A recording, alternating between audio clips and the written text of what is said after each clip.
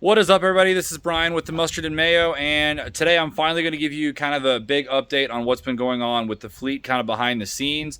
I just put up a video today of my most recent road review of Highway 215 near Brevard, North Carolina. But the video before that was kind of the introduction of my F30, the 2014 320i that I have. But I've also had a lot of stuff going on in the background. As you can see behind me is my 1986 Toyota pickup, which has become somewhat of a closet, I guess, for my motorcycle jacket and helmet and everything there. And you can see behind me here is the Previa, which I haven't really driven that much recently, but it's still in good running condition. I just haven't had a need for the van so much recently. But the two big updates, which are for this video, is the fact that right here is my 1987 Toyota MR2. This is the one that I've had with the 4A GZE swap, and this car has been an absolute pain in my ass for pretty much a long time. It's always in a constant state of just repair, but I kind of talked to you about what's going on with that. And then literally just the other day, I also brought home this old thing. So this is my 1982 Toyota Celica right here behind me. And this car has been the longest not running in the fleet for a long time. And right now, every single one of these is running and driving pretty good. So let me kind of walk around and show you what's going on with these. So we also recently, in the last month or so, moved back to Brevard, and the advantage of moving back to Brevard means I finally have garage access for the first time in a long time. So you can see here we actually have all of the Toyotas minus the 4Runner all in one place, and I actually have a little bit of garage space to work on. All right, so first things first, here is the MR2 as it currently sits. Now this thing is actually running and driving pretty great. I actually just took it to a recent meet that I put on with the Facebook page, and the big issue that was holding this car back is I was having a phantom, kind of a no start issue, which became less of a phantom issue and more of a permanent issue, and ended up being we had a bad fuel pump as well as a short in the rear wiring harness, the one that's in the trunk near the computer. So I had Harry at Phoenix Motorsports, the MR2 guru, basically get all that tidied up. So now it has a Toyota Supra pump in it, just a low pressure one. I think it's equivalent to like a 190, something like that. And then they fixed the short, and then as soon as I got it back, I went ahead and put on new tires. So now I've got the BFG Rival 1.5S for the front as well as the rear, because I had some older. I had replaced the rears last year, so those were actually okay. No, I had replaced the fronts last year, but the rears were kind of old. They had a little bit of tread life in them, but they'd been on the car for a few years, so I figured it was time for a replacement. So it's got new tires. I also have some parts that have not been installed yet. That's what I'm going to be working on today. So in these little bags right here are actual brand new from Toyota, new old stock eyelids. These are the ones that go right here and cover up that huge gap in the body. These things are not that expensive to buy from Toyota. I was actually kind of shocked, and I'm pretty happy about these because they still have, they come with all the clips and all the body clips, things like that. So those are going to go in. I also have for the MR2 as well as the truck behind me, which you can kind of see I've already started to take apart. I've got new headlights to go for these, but specifically, I don't know where it went to. I've got a box somewhere. Here we go. I'm trying out these LED style lights, as you can see here, and they've got pretty good reviews. They necessarily weren't the cheapest things on Amazon, especially considering I have to have a wiring kit to go with them also. So I'm going to see if I can get these on, or at least the ones in the truck, because I know those are going to be probably easier just due to access to the battery is a little bit easier to get to. But then you have to also have these wiring kits to go with them because these older style bulbs don't have the right power supply to be able to power these LEDs. So I've got to wire in these relays and fuses and all that kind of stuff off the battery so I can actually get better power to them. So we're hopefully going to work on those two things today. But other than that, this MR2 is in pretty good shape. For anybody that was at the car meet, they knew that the only issue that I had with this car, which is just stuff that happens when the car's been sitting for a long time and you haven't had a chance to sort it, is my lovely exhaust is not really doing so hot. So we actually had the exhaust hangers break, and it probably wasn't the best designed as a whole. I had a friend of mine do it. He did a great job, but he's not a professional exhaust welder. The welds and the exhaust itself sounds good, but as you can see here, it's basically just hanging down. I've got it hung with literal hangers, which this throughout the drive, was hung by various different methods. At one point, a leather belt, just so we can keep it off the ground. But you can now see with the tip, this exhaust is done. So there's not really any great aftermarket options for these unless you want to buy a second gen exhaust setup for the second gen MR2s. So really what I'm just going to do is I'm going to start fresh with a fresh setup. I'll just go to a muffler shop and I'll have them put a whole new setup in, new tip, the whole 9 yards. That way we'll just get, you know, a good exhaust on there and be done with it. I'll probably get like a MagnaFlow muffler. I had one on this car before, really liked it, so I'll probably go back to that again. Now what I'm even more excited about is the fact that here we have running and driving my 1982 Toyota Celica.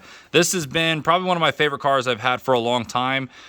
This has got a lot of history in the area with a local autocross club. I've done the paint on this and it needs to be probably redone in some spots as the sun's kind of baked it off. Not to mention all the tree sap from when this thing sat at my last house for so long.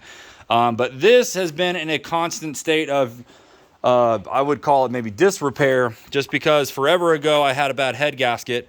So I replaced the head gasket, but when I had everything apart, I said, you know what, let's go ahead and install the 20R head that I had for this engine to go onto the 22R block. And this I thought would be a really good setup with the carburetors, which I'll show you now.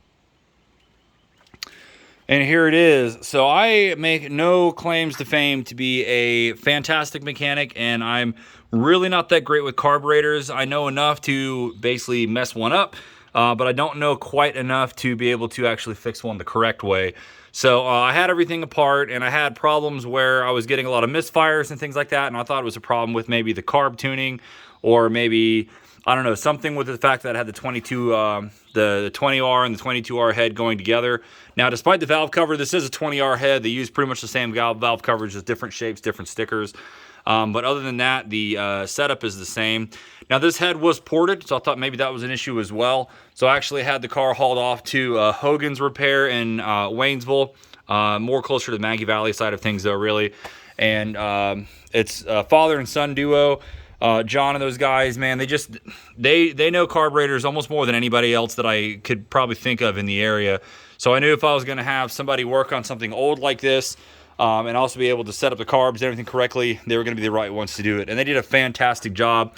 So I actually was the one that was pretty much at fault for the issues. So we had ordered this intake manifold from LC Engineering, or LCE, and everything was ordered correctly, but the one that was delivered was actually for a 22R head instead of the 20R head, and somehow I didn't catch that. So the shape of the ports here as they go to the head were actually incorrect. So that was causing there to be improper airflow, because it's basically literally, I think they're supposed to be rounded on here and they were squared on the other one, so it was just all kinds of terrible airflow. And then just some user error issues where some of the gaskets between the Mikuni carbs and the intake manifold were not installed properly, and some of them had tried to suck themselves into the carburetor on this side even. So they basically took everything apart, cleaned everything, resealed everything, and then set up all my linkage and everything here. And I've got a couple things we've just got to finish up here. Primarily, we've got a broken linkage down here, which I do have the part for now. You can see there's just kind of some epoxy on there to kind of hold it. But I've got a new linkage to go on that. That's apparently a very specific part for the Mikuni carburetors. And then I also have a new alternator to go on, because for whatever reason in the years this thing has sat, the alternator that's on this car decided it would quit. I think really the voltage regulator is the issue, because it's actually charging the battery, but I think it's actually overcharging the battery, because when we were driving this thing home from Maggie Valley, I actually had one of the fusible links right here. I actually had this one, which you can see has now been replaced. I had that link blow, and you can even see all the nasty just like dust from the wires and stuff. Could have just been an old wire, but either way, that took a shit, so it had to be replaced. So I'm going to replace an alternator today.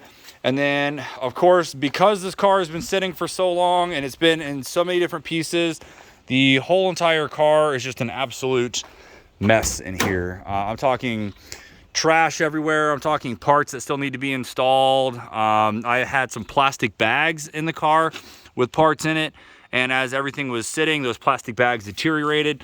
So there's plastic pieces, like little plastic shreds, you can kind of see them right here on the floor, just all over the inside of the car.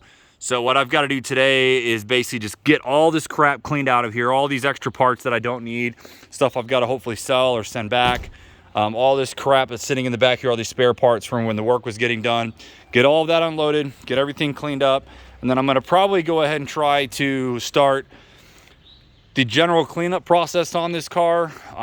As far as getting all this just disgusting, if you can see it in this video, it's just, I'm going to have a hell of a time with a window scraper to get all of this tree sap off the glass. And then if I've got some touch-up paint, I'm probably going to go around and hit some of the high spots with the matte green paint on some of the bumpers, maybe some of this. And then I may or may not repaint the hood at some point. I mean, this thing is supposed to be a rat rod. It's not supposed to be nice, but I still hate the fact that it sat for so long and just kind of, you know, the paint faded it and just kind of got deteriorated. But I'm hoping to have this thing driving around today. I also have new license plates to go on that. I've got a customized plate coming in for the MR2, so that's going to get replaced, as well as a customized plate for the Celica coming in. I was hoping they'd be in by now, but we'll just have to deal with it as it is. Proof that this car does run.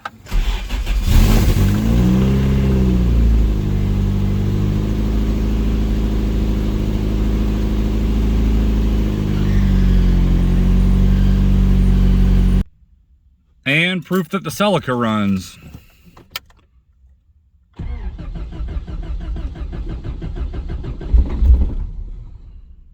Carburetors.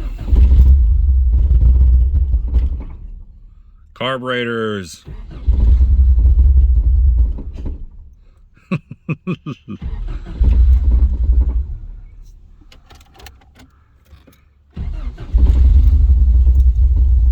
There, choked it a little bit.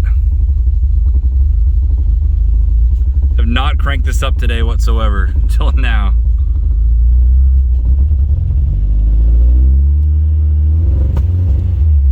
Oh yeah. All right, so that's an update on what's going on over here with the fleet. I'm actually pretty excited the fact that it's almost May, and for the first time in probably 5 years, I have everything running. Now, I still have my Toyota 4Runner that I picked up not too long ago. It's just kind of sitting waiting for a clutch at a shop right now. That's just waiting for some free time to get to it. But I have more than enough here. The truck runs, the van runs. I've got both the Toyota kind of sports cars running, and of course I've still got the BMW as well. So I've got more than enough to kind of keep me busy. I can still go off-roading. I can still, you know, haul things in the truck and the van. Plus I still have the two fun cars. So I'm pretty excited to have the opportunity to have both of these out this summer. The MR2's already made it to one meet, and minus the exhaust issue, did not break down. So I'm like really happy about that. And so now I'm hoping to do the same kind of cleanup here with the Celica, so I can get it out and actually get, you know, maybe get it out driving on the roads, and maybe autocross it this year would be nice. Although I'm going to need tires for this one as well. So that's going to be the big thing I might have to wait on just before I can really do anything serious with that. But I am super happy to share this update with you guys. If you want to catch more updates on these vehicles as I get working on things, feel free to just go ahead and like the video and subscribe to my channel. I'm not a full-time YouTuber whatsoever, and I go sometimes, you know, weeks in between videos. But as a lot of people that just work full-time, you only have so much time to deal with. So whenever I get a good weather day off, I like to get caught up on some of this fleet stuff. So as always, thanks so much for watching, and have a great day.